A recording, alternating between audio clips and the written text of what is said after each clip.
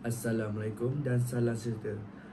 Saya Arif Noor bin Abu Qasim, pelajar UM semester 3. Perlembagaan Persekutuan Malaysia adalah undang-undang tertinggi negara yang menjadi asas dan landasan kepada sistem pemerintahan dan undang-undang di Malaysia.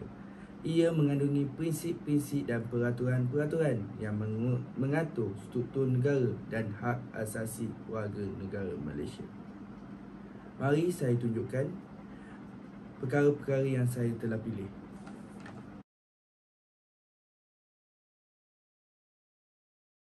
Perkara 5. Kebebasan diri. Perkara 5. Perlembagaan Persekutuan menjaminkan kebebasan diri setiap individu. Ia menyatakan bahawa tiada siapa pun boleh ditahan atau dipenjarakan secara tidak sah.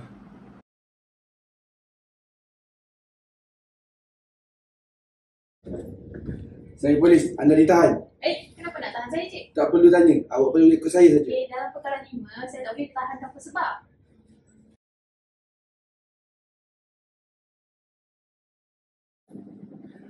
Perkara 8. Kesamarataan.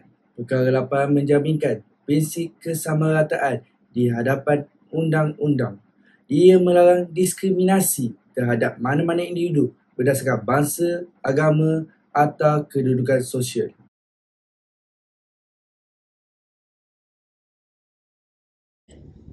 Arif, aku rasa tak adil lah sebab bos ni dia lebih utamakan pekerja lelaki untuk kenaikan pangkat. Sedangkan perempuan pun kerja keras juga. Betul tu Aina.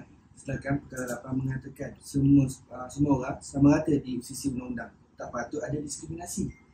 Jadi apa boleh kita buat Kita boleh bersuara dan melaporkan perkara ini kepada pihak atasan. Kesamarataan perlu dihormati. Betul, saya setuju. Semua orang berhak diberi peluang yang sama.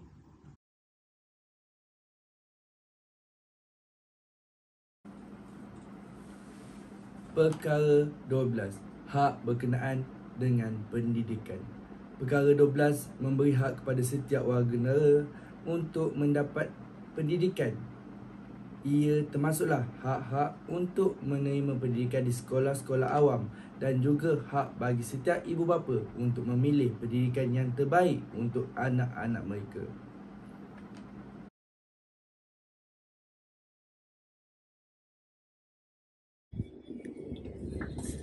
Selamat Cik. Selamat petang, boleh bantu? Nak tanya, boleh tak anak saya sekolah dekat sekolah ni? Boleh, semua kanak-kanak berhak untuk mendapatkan pendidikan tidak kira latar belakang mereka. Ini berpandu perkara 12, menjaminkan hak pendidikan untuk semua rakyat Malaysia. Baik, terima kasih Cik. Sama.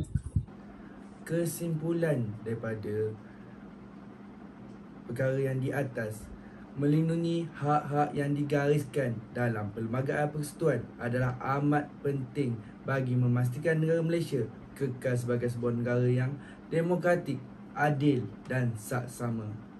Sekian, terima kasih. Assalamualaikum.